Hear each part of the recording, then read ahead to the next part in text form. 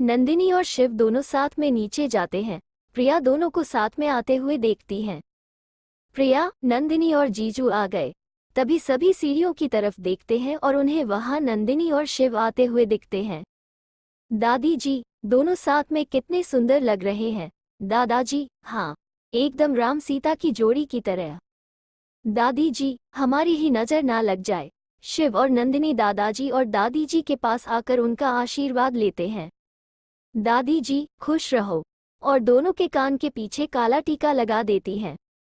दादाजी, ऐसे ही खुश रहो हमेशा।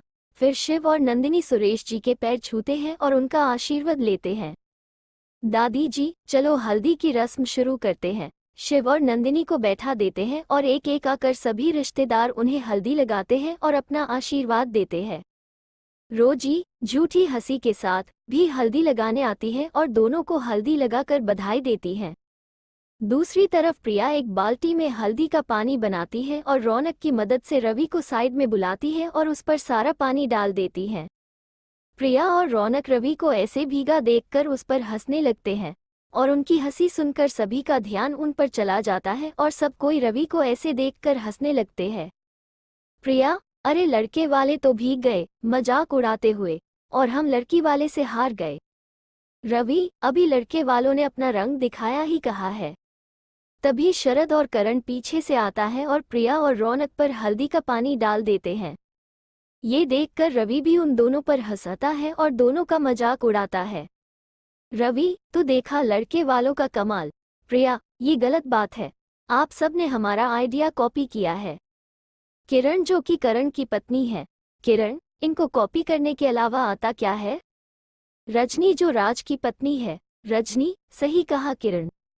दो ग्रुप बन जाते हैं, एक में लड़के वाले में रवि, शरद, किरण और राज, और दूसरे ग्रुप में प्रिया, रौनक, रजनी और किरण। दोनों ग्रुप वाले एक दूसरे को हल्दी लगाने के लिए एक दूसरे के पीछे भागते हैं और सबके बीच ऐसे ही मस्ती मजाक चलता रहता है। नंदिनी और शिव साइड में बैठे ये सब देखते रहते हैं। तभी रवि प्रिया को उनकी तरफ, शिव और नंदिनी, इशारा करता है। प्रिया उसका इशारा समझ जाती है और अपने ग्रुप के साथ मिलकर हल्दी का पानी बनाती है और उधर रवि भी अपने ग्रुप में मिलकर हल्दी का पानी बनाते हैं और फिर प्रिया और रवि छुपते हुए नंदिनी और शिव के पीछे जाते हैं और उन दोनों पर पानी गिरा देते हैं। ऐसे अचानक पानी गिरने से दोनों चौंक कर उठ जाते हैं और सब कोई उन दोनों पर हंसने लग जाते हैं। रोजी ये सब देखकर गुस्सा हो जाती है पर वो अभी कुछ कर नहीं पाती। घर के सारे बड़े बाहर ग्रुप बनाकर बैठ जाते हैं। बाकी रवि, प्रिया, किरण और बाकी सभी स्विमिंग पूल में तरफ जाते हैं पर शिव और नंदिनी जाने से मना कर देते हैं। बाकी सब स्विमिंग पूल में मजे करते हैं। शिव और नंदिनी हॉल में होते हैं। सबके जाने के बाद शिव नंदिनी से कुछ कह पाता तभी उसके फोन की रिंग बजती है और वह दूर जाकर फोन पर बात करने लग जाता है। रोजी शंकर को इशारा करती है झूमर की रस्सी काटने के लिए और वो नंदिनी के पास जाती है। रोजी, अरे नंदिनी, तुम अकेले क्यों खड़ी हो यहाँ, तुम भी नहीं गई सबके साथ। नंदिनी, नहीं, मुझे अगले रस्म के लिए भी तैयार होना है। रोजी, जाओ तैयार हो जाओ। नंदिनी, हाँ। रोजी, अरे सुनो, मेरी एक मदद कर दो। नंदिनी, हाँ बोलो। रोजी, मुझे रात के प्रोग्राम के लिए समझ नहीं आ रहा क्या पहनूं, क्या तुम मेरे कपड़े चूज करने में मदद करोगी। नंदिनी, ठीक है। रोजी, तो अभी चलते हैं। नंदिनी, नहीं, मैं कपड़े बदल लूं फिर आती हूँ। रोजी, मैंने कपड़े निकाल के रखे हैं, 2 मिनट लगेगा। नंदिनी, ठीक है चलो। रोजी और नंदिनी रोजी के कमरे की तरफ जाते हैं पर रोजी जैसे ही झूमर के नीचे आती है रुक जाती है। नंदिनी, क्या हुआ, रुकी क्यों। रोजी, मैं पानी पीने गई थी, अभी मैंने अपना पर्स वही किचन में ही रख दिया, तुम मेरा इंतजार करो, मैं अभी पर्स लेकर आती हूँ। नंदिनी, ठीक है, जल्दी आना। रोजी वहां से चली जाती है। नंदिनी झूमर के नीचे ही खड़ी रोजी का इंतजार कर रही होती है। रोजी साइड में आकर शंकर को कॉल करती है। रोजी, वो झूमर के नीचे ही खड़ी है, अपना काम जल्दी से करो। शंकर, बस 5 मिनट। रोजी, ठीक है, जल्दी करो। रोजी फोन काट देती है। रोजी, डेविल स्माइल के साथ, नंदिनी, अब तुम्हें कोई नहीं बचा सकता, जैसे ही झूमर गिरा तुम्हारे ऊपर का टिकट कटा, हंसते हुए, और बच भी गई अगर तो तुम्हारी ऐसी हालत होगी कि शिव खुद ही तुमसे शादी करने से मना कर देगा। शिव बात करते करते गार्डन में आ गया था और अपना कॉल पर बात पूरा करके अंदर की तरफ जाता है और उसे झूमर नीचे की तरफ आता हुआ दिखाई देता है। शिव चिल्लाते हुए, नंदिनी वहां से हट जाओ। नंदिनी शिव की आवाज सुनकर उसके तरफ देखती है पर उसे समझ नहीं आता शिव उसे हटने को क्यों बोल रहा है। रोजी नंदिनी को बहाने से झूमर के नीचे ले जाती है और खुद वहां से चली जाती है। नंदिनी झूमर के नीचे खड़े होकर रोजी का इंतजार करती है।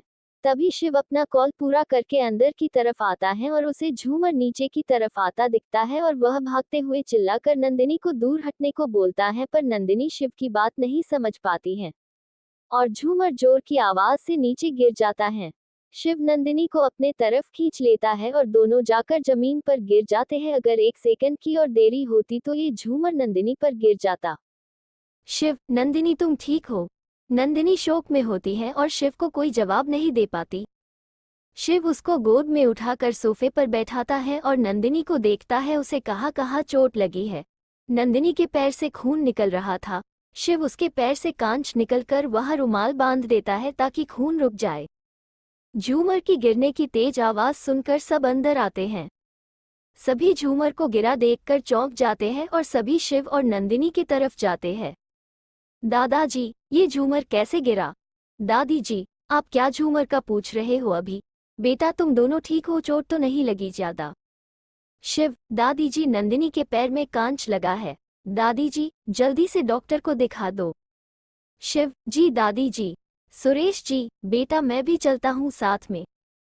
शिव, आपकी तबीयत ठीक नहीं है, आप यही रहिए मैं जाता हूँ। प्रिया, अंकल आप यही रुकिए मैं जाती हूँ साथ में। सुरेश जी, ठीक है बेटा। प्रिया नंदिनी को हाथ पकड़ती है तभी नंदिनी अपने होश में आती है और सबको वहां देख के चौंक जाती है। नंदिनी, आप सब यहाँ? प्रिया चिंता करते हुए, नंदिनी तेरे को चोट लगी है? तभी नंदिनी को सब याद आता है। नंदिनी, हाँ। शिव आप ठीक है? आपको कहीं लगी तो नहीं? शिव, नहीं। चलो हॉस्पिटल चलते हैं, तुम्हारी ड्रेसिंग करना जरूरी है, तुम्हारे पैर में कांच लगा है। नंदिनी, नहीं। शिव, मैं तुमसे पूछ नहीं रहा हूँ। नंदिनी, पर मैं ऐसे गीले कपड़ों में कैसे जाऊंगी? शिव, उसके कपड़े देखकर, अच्छा पहले कपड़े बदल लो। तुम्हें पैर के अलावा और कहीं दर्द हो रहा है? नंदिनी, नहीं। नंदिनी उठने की कोशिश करती है पर वो उठ नहीं पाती और दर्द से कराहने लगती है। इसको दर्द में देखकर सब चिंता करने लगते हैं। दादी जी, बेटा ज्यादा दर्द हो रहा है? नंदिनी, आंखों में आंसू, हाँ दादी जी। सुरेश जी, रो मत बेटा, सही हो जाएगा, तू तो एकदम बहादुर है। नंदिनी हाँ में सर हिलाती है। प्रिया नंदिनी की उठने में मदद करती है पर उठ नहीं पाती। तभी शिव आगे आकर नंदिनी को अपने बाहों में उठा लेता है और उसे प्रिया की रूम की तरफ ले जाने लगता है। नंदिनी सबके सामने शिव की गोद में होने से शर्माने लगती है। प्रिया भी उनके पीछे पीछे चली जाती है। हॉल में सब अपने अपने कमरों में चले जाते हैं। दादी जी नौकर को बोलकर वहां सब साफ करने को बोलती है। तभी मंजू दादी जी के पास आती है। मंजू, बहू घर आए नहीं उसे पहले ही तमाशे शुरू हो गए। और आपने देखा दादी जी शिव कैसे सबके सामने नंदिनी को गोद में उठा कर ले गया। कोई शर्म ही नहीं है आजकल के बच्चों में। दादी जी, मंजू तो क्या करना चाह रही है मुझे सब पता है। यहाँ पर शिव की शादी में तुझे आशीर्वाद देने के लिए बुलाया है ना कि तोड़ने, तो जो काम के लिए बुलाया है वो कर। मंजू, नहीं दादी जी मेरा वो मतलब नहीं था। दादी जी, तेरा जो भी मतलब हो, मैं अपने पोते और उसकी बहू के बारे में कोई गलत बात नहीं सुनना चाहती हूँ। और तुझे अगर इस शादी से परेशानी हो रही है तो यहाँ से जा सकती है। मंजू, जी दादी जी समझ गई। थोड़ी देर बाद शिव नंदिनी को गोद में उठाकर नीचे लेकर आता है। दादी जी, बेटा पहले हल्दी वाला दूध पी ले फिर डॉक्टर के पास जाना। नंदिनी, जी दादी जी। शिव नंदिनी को सोफे पर बैठा देता है। रवि, भैया मैं भी चल रहा हूँ। शिव, ठीक है कार निकाल फिर। रवि, जी भैया। शिव नंदिनी रवि और प्रिया हॉस्पिटल के लिए निकल जाते हैं। इधर रोजी के कमरे में प्लान खराब होने की वजह से रोजी गुस्से में अपने कमरे में इधर से उधर घूम रही होती है। रोजी, नंदिनी की किस्मत इतनी अच्छी क्यों है, बच गई। तभी रोजी का कमरा नॉक होता है। रोजी, अंदर आ जाओ। शंकर अंदर आ जाता है। रोजी, क्या चाहिए तुम्हें? शंकर, मैंने अपना काम कर दिया, मुझे अपने पैसे चाहिए। रोजी, पर मेरा तो प्लान पूरा नहीं हुआ शंकर, पर मैंने अपना काम कर दिया, मुझे पैसे दे दो वरना मैं सबको जाके बता दूंगा। रोजी गुस्से में, तुम। रोजी अपने पर्स से निकाल कर उसे पैसे दे देती है। रोजी, तुम यहाँ से चले जाओ और मेरा नाम नहीं आना चाहिए। शंकर, जी। तभी वहाँ फोन की रिंग की आवाज़ आती है और रोजी वहाँ देखती है तो वहाँ खिड़की के पास उसे कोई दिखता है, पर वो उसका चेहरा नहीं देख पाती। रोजी गेट खोल के बाहर देखती है तो उसे वहाँ कोई नहीं दिखता। रोजी, कौन था? घबरा कर, अब क्या करूँगी अगर मेरी सच्चाई आ गई तो सामने? नहीं, कुछ तो सोचना होगा मुझे। शंकर धीरे से वहाँ से चला जाता है। नंदिनी के ऊपर झूमर गिर जाता है जिसे उसके पैरों में चोट लग जाती है। शिव उसे हॉस्पिटल लेके जाता है। हॉस्पिटल के बाहर शिव नंदिनी को गोद में उठाने के लिए आगे बढ़ता है, पर नंदिनी उसको ऐसा करने से मना कर देती है। शिव, क्या हुआ, तुम मना क्यों कर रही हो? नंदिनी, यहाँ पर इतने लोग हैं। शिव, तो नंदिनी, तो मैं चल लूंगी। शिव, अच्छा। शिव हाथ बांधकर साइड में खड़ा हो जाता है और नंदिनी को खड़े होने की कोशिश करता देखता रहता है। नंदिनी कोशिश करती है खड़े होने पर उसके पैर में इतना दर्द होता है कि वो खड़ी हो नहीं पाती। नंदिनी की आंखों में आंसू आ जाते हैं और वो शिव की तरफ देखती है। शिव हंसते हुए, हो गई खड़ी। नंदिनी, अब ऐसे ताना तो मत मारिए। शिव, मैं तो बोल ही रहा था मैं उठा लेता हूँ, पर तुम्हें तो लोगों की परवाह है। प्रिया और रवि उन दोनों की क्यूट नोक-झोंक देखकर मुस्कुरा रहे थे। फिर शिव नंदिनी को उठा लेता है बाहों में और उसे हॉस्पिटल में लेके जाता है। डॉक्टर नंदिनी की ड्रेसिंग करता है और उसे दर्द कम करने वाली दवाई देता है। शिव, डॉक्टर, ज्यादा गहरी चोट तो नहीं है? डॉक्टर, नहीं, पर इनको थोड़े दिन तक अपने पैरों पर वजन नहीं देना है। कल इनकी ड्रेसिंग बदल दीजिएगा, आप घर पर भी ड्रेसिंग कर सकते हैं। शिव, जी डॉक्टर। फिर शिव नंदिनी को बाहों में उठा लेता है और हॉस्पिटल से बाहर जाने लगता है। सभी उन दोनों की तरफ देखते हैं।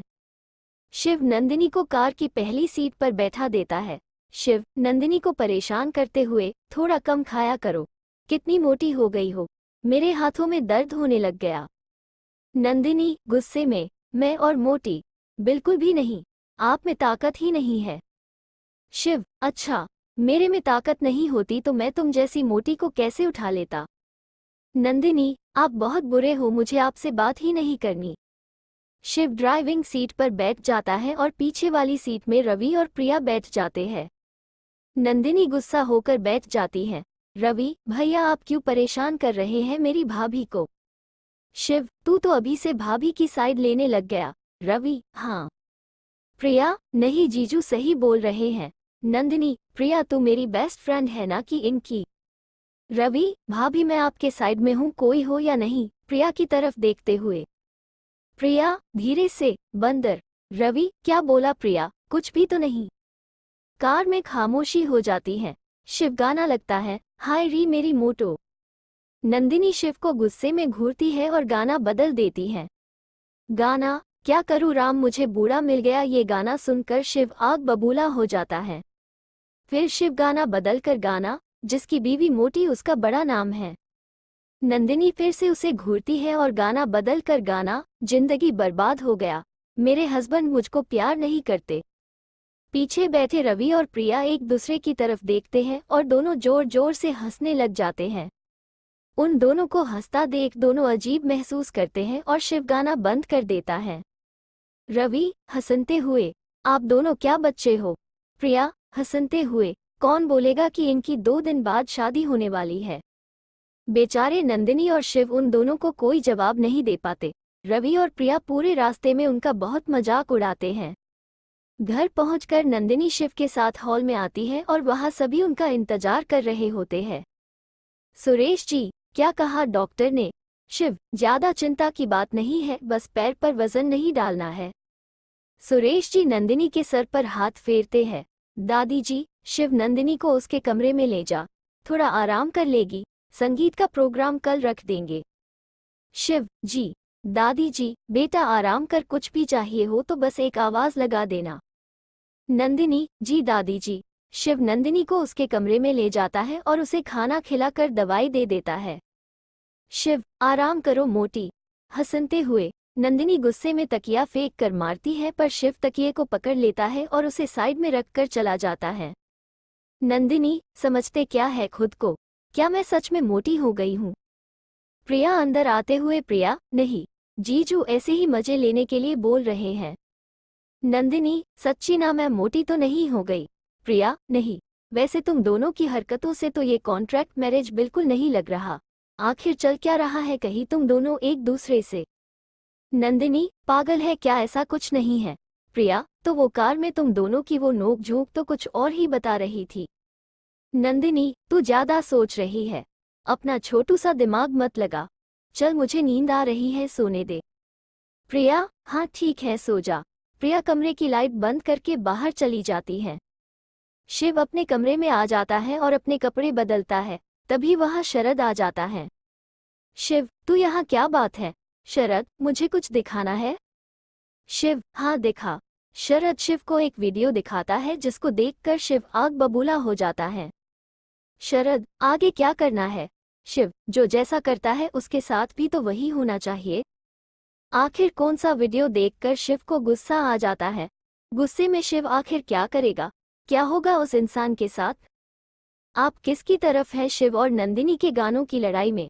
आप शिव की तरफ से या नंदिनी की तरफ से गाना लिखकर मुझे कमेंट करें। जिसका गाना उस स्थिति के लिए अच्छा लगेगा उसका नाम मैं अपने चैप्टर में लूंगी। आखिर कौन सा वीडियो देखकर शिव को गुस्सा आ जाता है? गुस्से में शिव आखिर क्या करेगा? क्या होगा उस इंसान के साथ? जानने के लिए बने रहें हमारे साथ इस कहानी में, और पसंद आए तो ज़रूर लाइक करें और कमेंट भी।